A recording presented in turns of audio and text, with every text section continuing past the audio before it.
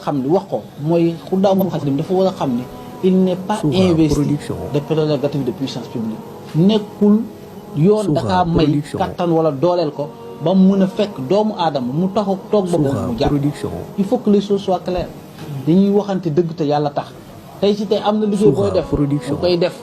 mën nga si dimbali police en termes d'information en termes de recherche de renseignement mais quant à ngay interpeller nit dem du ko jàppa sa bopp loolu yoon mayu la ko on est dans un contexte boo xam ni peut-être c'est un peu différent des autres pays mais yoon mayul beneen mbindeef boo xam ni yow tu n'es pas investi de pouvoir de police tu n'es pas officier de police judiciaire nekkoo police nekkoo gendarmerie nga dem di jàpp nit ba war nga war si teg ay yoo xam ni du yoon Diop bëggoon naa mu nekk fi seen coordinateur am na ay faits yoo xam ni c'est des faits condamnables nga dem nga jàpp nit di ko filmer di ko vidéo di ko tasaare si ay réseaux sociaux loolu du worma du dëgg du yoon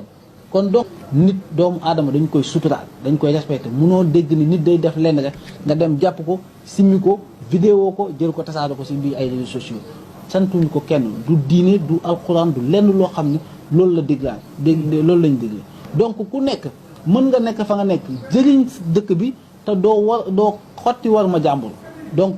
Khoudamoul Khadim on les invite plus à la retenue parce que ce qui s'est passé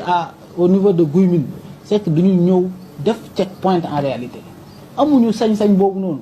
sont pas des policiers nekkuñu ay gendarme bu check point habituel boo xam ne Guy Mbind moo koy def nga ñëw foofu nga ne nit ki dafa yow nga ñëw nga teg foofu sa oto da ngay def check point loolu c'est pas le rôle c'est pas le rôle bugguma si woon débat bugguma si woon wax parce que je pense que ni ki ko woon rek na ko ba pare te moom xam na ay cas yu bëri daf fi am mais bañ heurter la sensibilité des gens dinañ si am ñun benn doxalin boo xam dañ ko si doxalee mais que ce soit très clair tey jii mu leer Khoudamoul Khadim s'il veut travailler na def un travail de renseignement na dem dugg ci kon parce que ay civil ñu dugg ñu ngi sol ay tenues parfois ça peut même créer des confusions civil du régler moromu civilam yooyu moo fi indi ay problème parce que tey da ngay gis ku jóg rek sol tenue wala def naka ci noonu y a des cas isolés yoo xam ne ay nit ñu ngi koy posé on peut le mettre sur le dos de la police mën nañu wax ni police moo ko def bu ñu ko def alors que tel n'est pas le cas donc il est temps que ñu invité ñëpp que les gens ñu toog ñu discuter ñu waxtaan si loo xam ni moom mooy sécurité Touba. parce que il n'est pas question que ay nit ku nekk